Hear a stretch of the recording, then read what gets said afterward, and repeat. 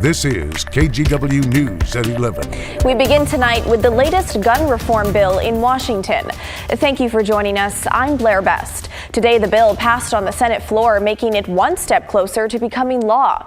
It includes a ban on the sale, manufacture, and import of assault weapons in Washington. Here's Julie Calhoun with the latest.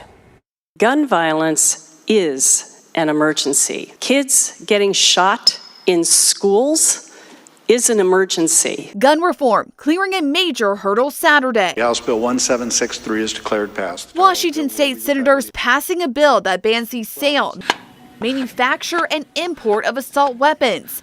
The bill defines dozens of guns that would qualify. It doesn't ban the possession of an assault weapon and allows law enforcement and military members to own them. We need to act now, Mr. President, to prevent as many of these tragedies as we can. And every second counts. Backers of the bill say it would prevent more lives lost. This comes following the latest deadly school shooting in Nashville, Tennessee. What do we want? Gun control! Students across the nation and in Washington state walking out of school this week calling for gun reform. Young people are taking to the streets and they will hold us accountable if we don't do something. To make a determination. But it wasn't without heated debate, even causing the Senate president to take pause. This is a tough one.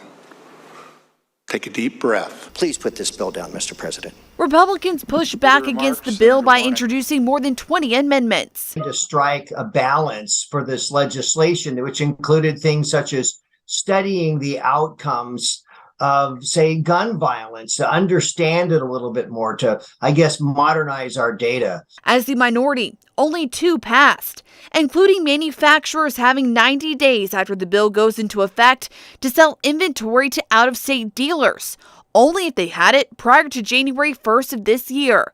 But all Senate Republicans voted no. I wasn't able to support today's legislation because I think that we took away from some of the important things that we need in everyday life, which is additional treatment facilities. We need more mental health available resources for everybody.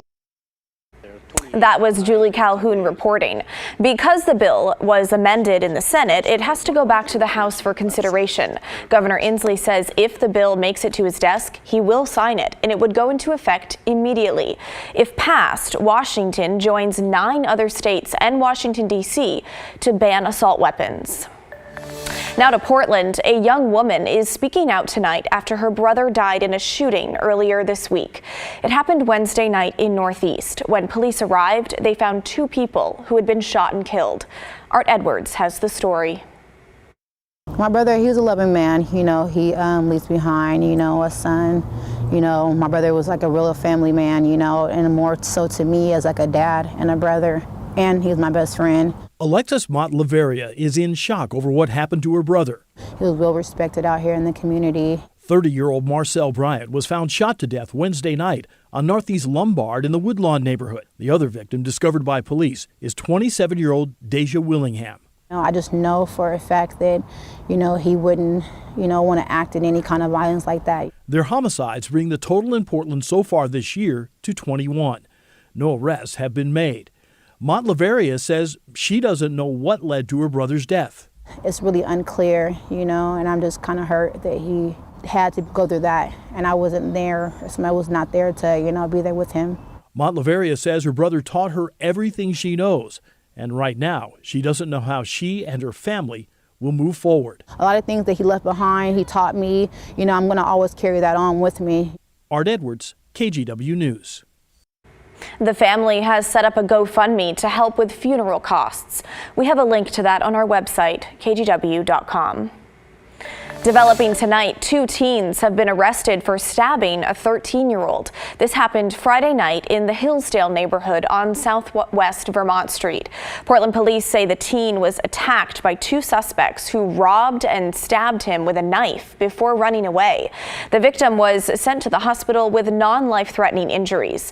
The suspects didn't get far, though. Officers searched the area and just a few blocks away found a 15- and 17-year-old boy who matched the description.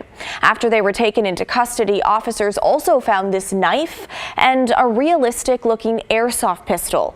The 2 now face assault and robbery charges. And a man faces kidnapping and theft charges after he allegedly took a car with a child in the back seat. The Clark County Sheriff's Office says a little before 8 this morning, a driver called 911 to report that his car was taken from Northeast 99th Street in Vancouver, with his 1-month-old child still inside. Deputies later found the car on 88th Avenue with the child safely in the back seat. Later that day, officers arrested the suspect after the victim reported their credit cards were being used at Vancouver Mall. He was later identified as Mario Andrews. Well, Portland Fire is the latest victim to theft in the city. Yesterday, one of their vehicles was broken into along Southeast Division and 45th Avenue. The thief or thieves ran away with a turnout jacket and a self-contained breathing apparatus. That's the backpack-style air packs that firefighters wear in emergencies. The items totaled $10,000. If you have any information, call the Portland Fire non-emergency line.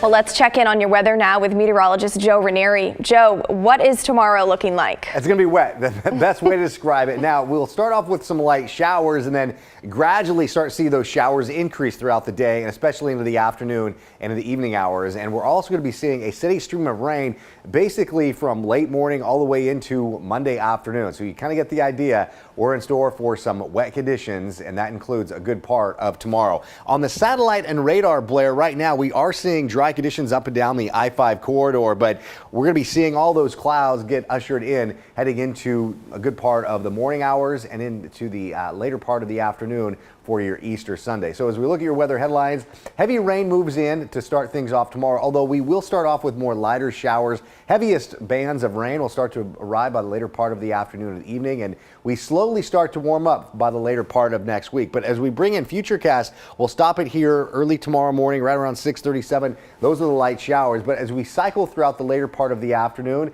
we're going to be picking up some yellows and some oranges. So kind of gives you an idea just how heavy the rain showers will be, and also very windy conditions along the coast. I'll talk more about that in just a few minutes. All right, Joe, thank you.